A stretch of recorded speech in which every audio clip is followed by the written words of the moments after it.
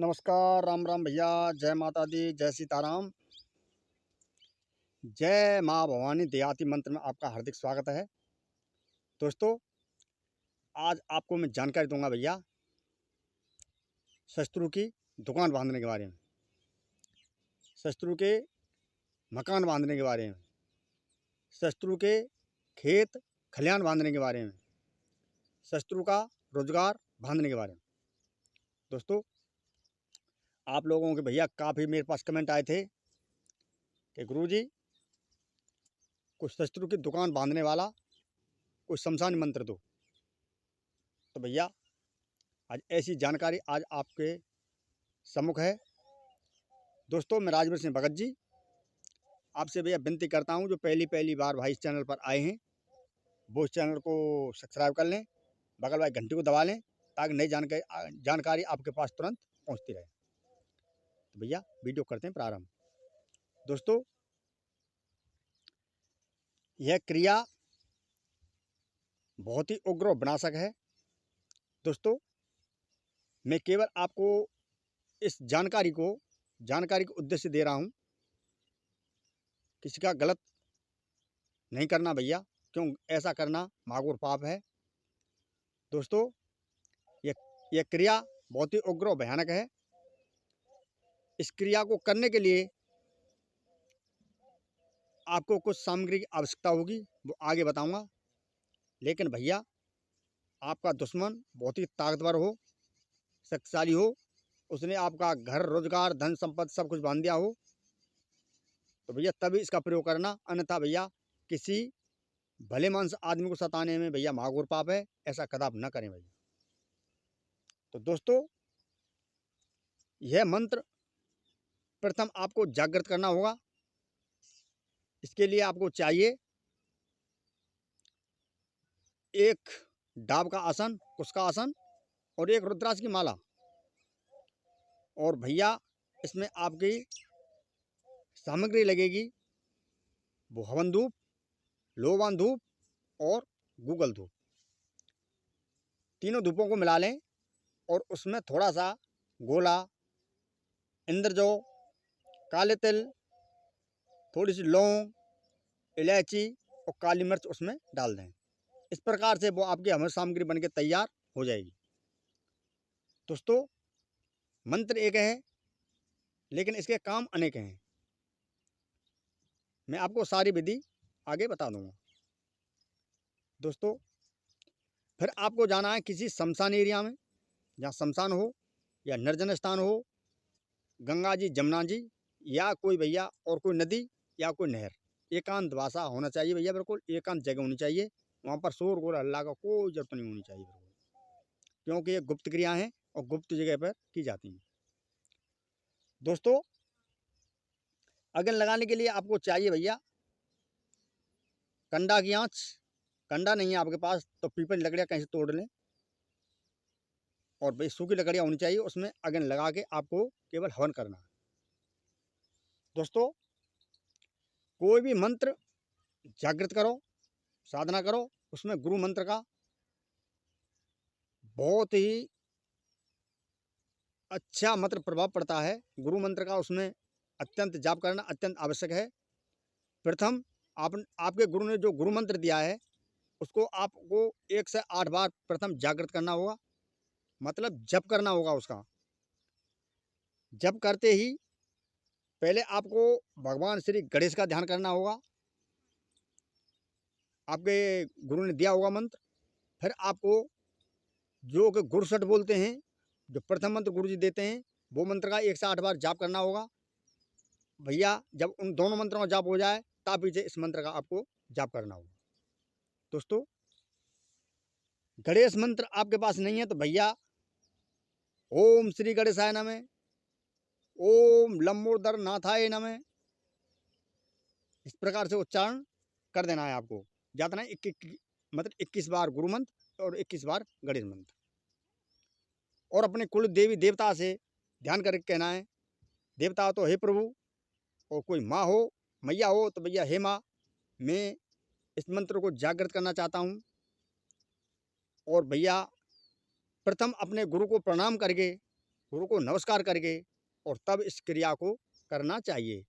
ये क्रिया नहीं है, इस क्रिया से मतलब नहीं, कोई भी मंत्र जागृत करो, साधना करो, पहले अपने गुरु का वंदन करना चाहिए, फिर भैया गणेश भगवान की स्तुति करनी चाहिए, अपने कुल देव देवता से ध्यान लगाना चाहिए, अनुमति लेनी चाहिए, उसके बाद में फिर ये मंत्र का जाप कर देना चाहिए। इस प्रकार से कोई भी मंत्र हो वो तुरंत जागृत होने लग जाता है, उसमें शक्ति आने लग जाती है। दोस्तों, ये जो मंत्र देने के लिए जा रहा हूँ, इसका आपको मात्र 1 से 8 बार ही जाप करना है। रुद्राक्ष की माला आपके पास नहीं है भैया, तो कहीं से गिट्टी कंकड़ी बीन लें। गिट्टी कंकड़ी भी नहीं है तो भैया उंगलियों पे निशान लगा दें और 1 से 8 बार इनमें उंगलियों पर समार दें। आहुति देते आएँ और उंगलियों पर समार दें। जप 2 प्रकार का होता है भैया, एक मानसिक जप, एक उच्चारण जप। इसमें मानसिक जप सर्वश्रेष्ठ होता है, लेकिन मानसिक जप करने में बहुत ही ताकत पड़ती है भैया।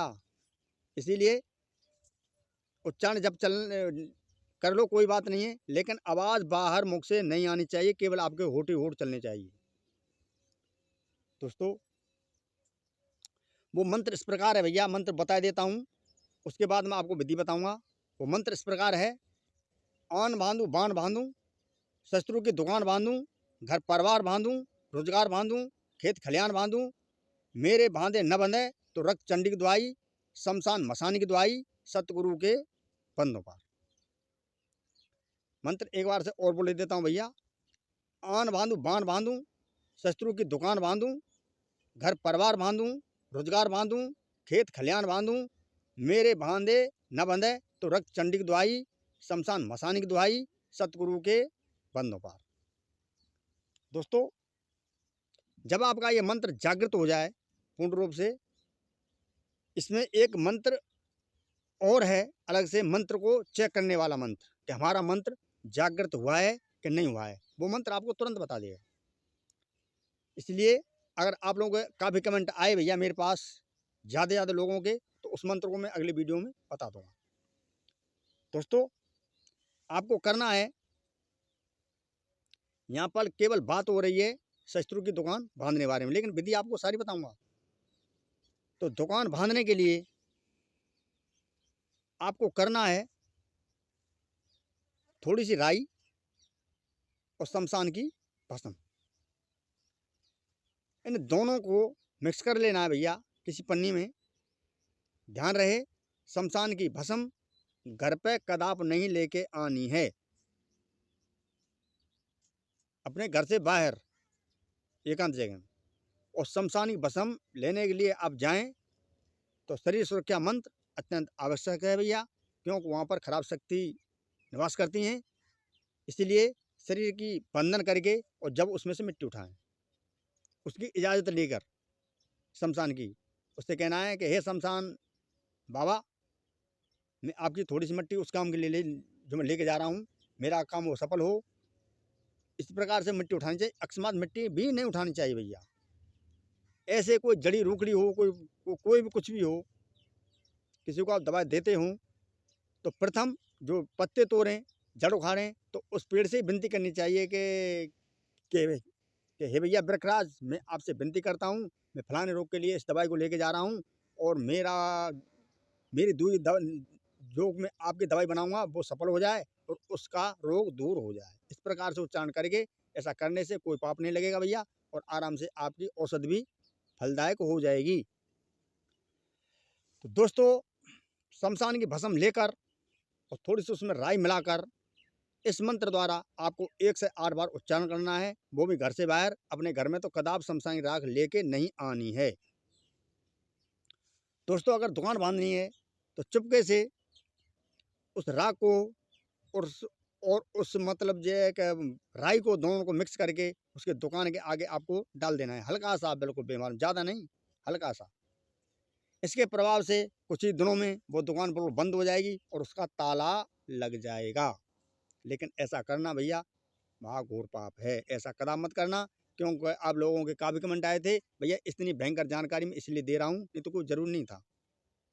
दोस्तों, अब करते हैं घर परिवार की बात। घर परिवार, शत्रु का घर परिवार कैसे बांधना है।